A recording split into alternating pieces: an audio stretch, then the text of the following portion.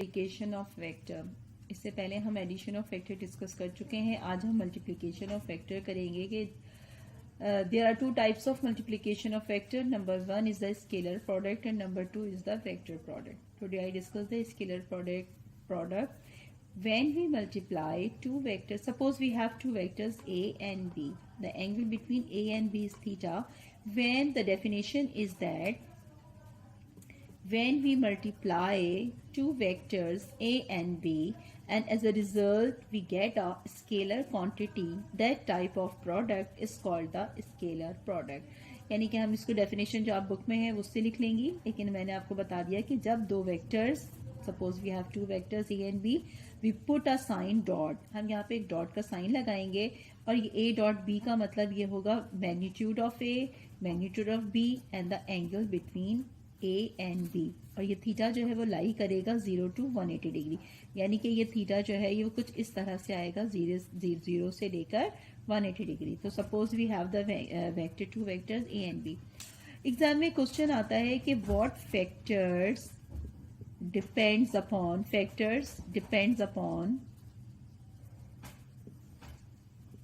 Scalar product. वो कौन से फैक्टर्स हैं जो कि स्केलर प्रोडक्ट पर डिपेंड करते हैं। तो हम यहाँ पे लिखेंगे सबसे पहले नंबर 1 क्या क्या है। इसके बाद पहली वैल्यू है इसकी magnitude of A, it's a very important factor, यानी कि डॉट प्रोडक्ट किस चीज पर डिपेंड करेगा, ए की मैग्नीट्यूड पर। फिर दूसरा है मैग्नीट्यूड ऑफ बी, यानी कि दूसरा फैक्टर आ जाएगा बी की वैल्यू। और तीसरा इंपॉर्टेंट फैक्टर है the angle between A and B, यानी कि ए और बी के दरमियान जो एंगल है वो इसके ऊपर, और एंगल की वैल्यू कहाँ से स्टार्ट होगी, 0 से लेकर 180 डिग्री तक लाई करेगी। Another name of the scalar product is called the dot product। इसका दूसरा नाम क्या कहलाता है, डॉट प्रोडक्ट। तो डेफिनेशन क्या है कि when we multiply, मैं यहाँ डेफिनेशन लिख देती हूँ आपको, is that when we multiply two vectors, as a result we get scalar quantity, this type of product is called the scalar product। यानी कि जब वेक्टर को वेक्टर से मल्टीप्लाई किया जाए और नतीजतन हमें एक स्केलर क्वांटिटी हासिल हो, इस किस्म के प्रोडक्ट को स्केलर प्रोडक्ट या डॉट प्रोडक्ट कहते हैं। अच्छा, इसकी जैसे जस्ट फॉर एग्जांपल के work is a scalar quantity, और ये कैसे हासिल होता है कि when we multiply by the force multiply by the displacement we get a work. आपको पता है कि force is a vector quantity, displacement is a vector quantity and work is a scalar. ये कहलाता है फोर्स, ये कहलाता है डिस्प्लेसमेंट। तो आपने समझ में आई बात कि जब फोर्स और डिस्प्लेसमेंट को मल्टीप्लाई करते हैं हमें एज अ रिजल्ट हमें वर्क हासिल होता है, और वर्क जो है वो एक स्केलर क्वांटिटी, यानी कि हम किसी काम को जब ये नहीं कह रहे होते कि हमने काम जो है वो नेगेटिव डायरेक्शन में किया, पॉजिटिव डायरेक्शन में किया, ईस्ट की तरफ किया, वेस्ट की तरफ, हम कहते हैं just we do some work. हमने क्या कहा कि हम उसके ऊपर कुछ काम करते हैं। तो इसकी क्या है कि when we apply force on any object, just for example अगर मैं इसको समझाना चाहूँ, scalar, the most common example of the scalar product is work. This is the surface, कोई भी सरफेस है, आपके हॉरिजॉन्टल सरफेस है, ये एक्स एक्सिस कह लीजिए, हम हमेशा एक्स एक्सिस के हवाले से बात करेंगे कि suppose it is a block, suppose we have a block of mass m is placed on the horizontal surface. There are four forces act here. The weight is acting downward direction, the normal reaction r is in the upward direction. At this moment it is a state of rest, abhi ye state of rest mein hai। When we apply some force on the block, if the block moves in the direction of the force, that's really displaced from this position to this position। पहले यहाँ पे था, अब जब हमने force apply की तो ये इसकी नई पोजीशन आ गई। That's mean we do some work. हमने क्या किया, we do some work on block M, यानी कि हमने इस ब्लॉक के ऊपर कुछ काम किया, तो ये इसी की डायरेक्शन में in terms of the displacement. तो क्या हुआ कि work is the dot product of force into displacement.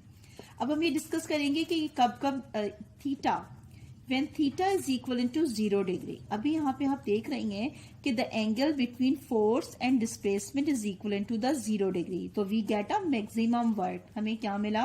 We get maximum work. हमें जो है वो काम मिला बहुत ज्यादा। We get the maximum work.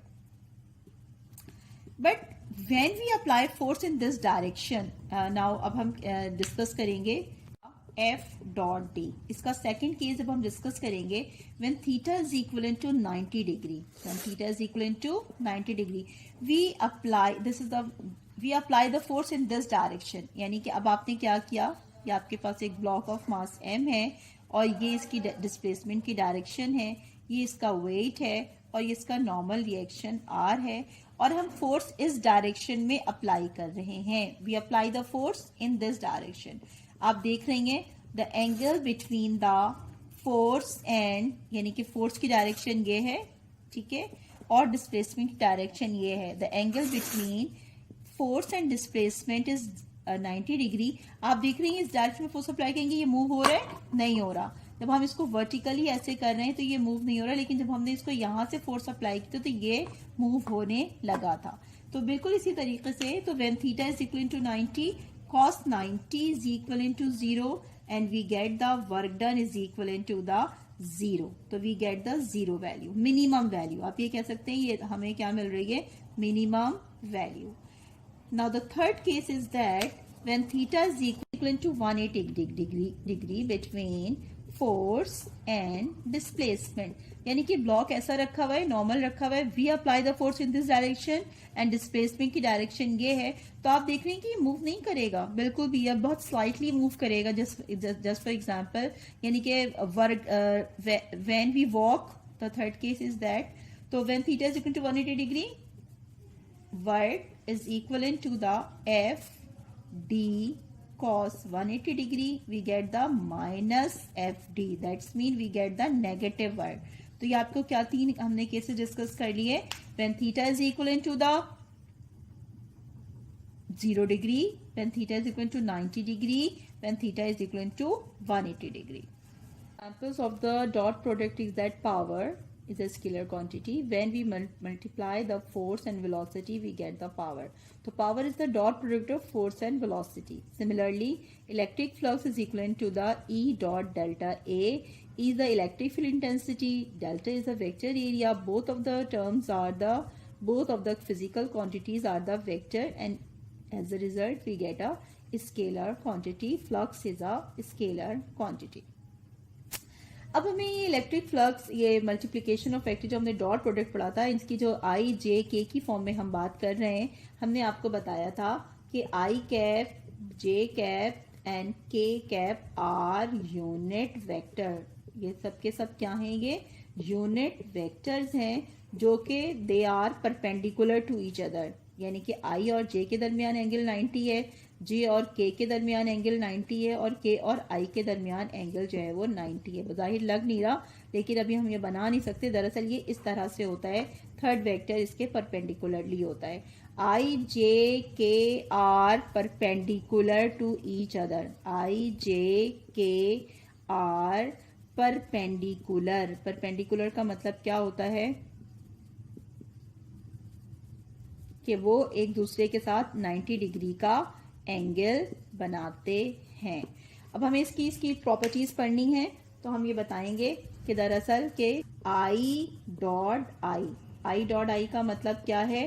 Vector I mod cos 0। यानी कि हम ये कहना चाह रहे हैं कि दो वेक्टर्स हैं, ये आई है, ये जे है और ये के है। यानी कि आपके पास एक वेक्टर आई और एक वेक्टर आई, दो हैं, दोनों के दरमियान एंगल कितना है? Theta is equal to the 0 degree. Similar है, एक ही डायरेक्शन में है दोनों। तो I dot I is equal to cos 0 is 1, I square and it is equal to the 1। ये बड़ी इंपॉर्टेंट चीज है, इसको याद रखिएगा कि जब दो वेक्टर्स की डायरेक्शन एक ही हो, या आप ये कह सकते हैं कि if two vectors are parallel to each other, यानी कि दोनों एक दूसरे के क्या है? पैरेलल है। अब सेकेंड इज सिमिलरली, इसी तरीके से हम इसकी बात करेंगे कि J dot J is equal to the 1 and K dot k is equivalent to the 1. तो ये this identity is a very very important. आप न्यूमेरिकल बल्कि आपको अपना ये कॉन्सेप्ट क्लियर रखना है कि I dot I is equal to J dot J is equal to K dot K is equal to the 1. It's a very important.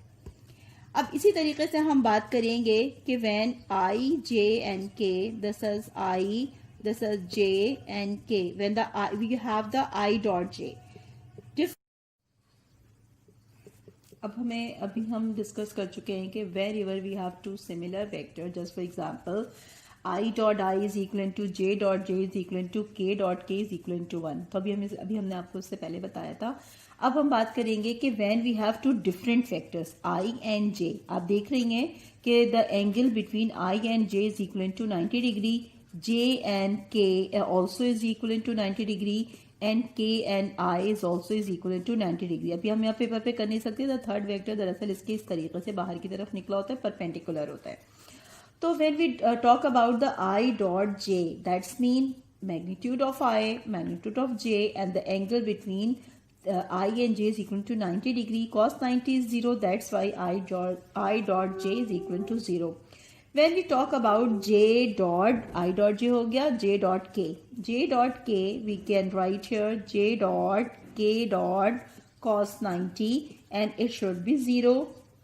Similarly, K dot I is equal to 0. तो हम ये कह सकते हैं कि I dot J is equivalent to J dot K is equivalent to K dot I is equivalent to 0. It's a very important identity. हम ये भी कह सकते हैं, चीजें आप जरा सा समझ लीजिएगा कि बंद करो.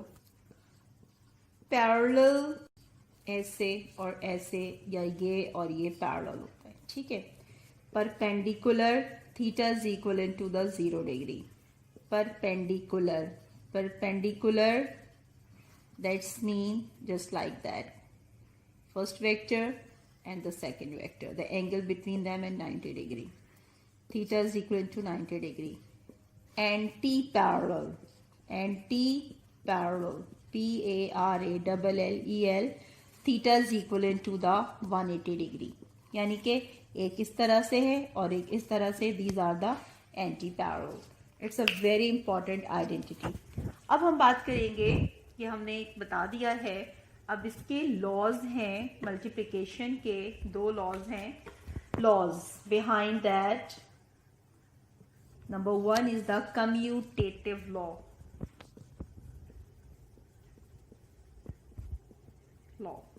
In commutative law, we take 2 things. A dot B is equivalent to the B dot A. आपको हमें ये इम्तिहान में आता है, प्रूफ करना होता है. दूसरा होता है associative law. In associative law, we discuss about the 3 vectors. Just for example, A dot B plus C is equivalent to the A dot B plus A dot C. बस हम अब इससे पहले जब हम एडिशन की बात कर रहे थे, जब हमने एडिशन में बताया था तो रह गया था ये आपके पास. अगर if you have 2 vectors A plus B is equivalent to the B plus A, both of the things are same. Similarly, we have 3 vectors. It is called the commutative. 2 की बात होती है तो वो commutative कहलाता है. A plus, when we have 3 vectors, A plus B plus C is equivalent to A plus B plus A plus C. Sorry. A plus B plus C is equivalent to the A plus B plus C. अभी हम इसको ordinary example से आपको समझाने की कोशिश करते हैं कि अब हमें आज ये प्रूफ करना है कि कम्यूटेटिव लॉ के when we have 2 vectors A and B, the dot product of A and B is equivalent to the dot product of B dot A. That's mean कि अगर हम इनके ऑर्डर को चेंज कर दें तो इनकी वैल्यू पे कोई असर नहीं पड़ता. जैसे अगर हम इस तरह से बात करें कि 2 multiply by 3 is equivalent to 3 multiply by 2. Order change हो गया लेकिन एक्चुअल आंसर पे कोई फर्क नहीं पड़ा. इसको समझाने से पहले हमें एक चीज ये करनी होगी कि suppose we have two vectors a and b and the angle between a and b is equal to theta. अब हमें आपको बता चुके थे कि ये एक वेक्टर इस तरीके से लाई कर रहा है, ना तो ये एक्स एक्सिस में है ना ये वाई एक्सिस में है, that's why we resolve the vector into their component. अगर हम उसको इस वेक्टर को उसके कंपोनेंट में रिजॉल्व करें तो we have two components B X and B Y. और ये जो दरअसल है यहां से अगर हम इसको शेडेड लाइन से जो मैं ड्रॉ कर रही हूं, दरअसल क्या है ये इसका, ये जो है the projection of B on A, यानी कि बी का ए पर साया, यानी कि ये पूरा का पूरा शेडेड रीजन जो है। तो हम यहाँ बात करेंगे, सबसे पहले हमने कंसीडर लेफ्ट हैंड साइड, हमने लेफ्ट हैंड साइड को कंसीडर करेंगे और यहाँ बताएंगे कि बी एक्स दरअसल क्या है, ये प्रोजेक्शन ऑफ बी ऑन ई, जैसे कि मैंने यहाँ आपको बताया था बिल्कुल वैसे ही आप यहाँ लिखेंगी। तो ए डॉट बी दरअसल क्या हो गया, A mod B mod cos theta, और ये बी कॉस थीटा दरअसल ये जो बी कॉस थीटा है ये दरअसल क्या है, प्रोजेक्शन ऑफ बी ऑन ए। तो हम इसको इस तरह लिख देंगे ए बी ए, ये छोटा सा ए बी ए का मतलब ये कि बी सबस्क्रिप्ट है। मैं फिर यहाँ पे बता देती हूँ कि ये बी ए का मतलब क्या है, अगर बी बड़ा और ए छोटा सा लिखेंगे तो लिखा जाएगा प्रोजेक्शन ऑफ बी ऑन ए, और इसका मतलब होगा बी कॉस थीटा। इसको अभी मैं फर्दर आपको बताती हूँ कि इसको हम और किस तरीके से करेंगे, क्योंकि it's a very very important. अभी हमने left hand side consider B और ए, ये दरअसल क्या है, ये है projection of B on A.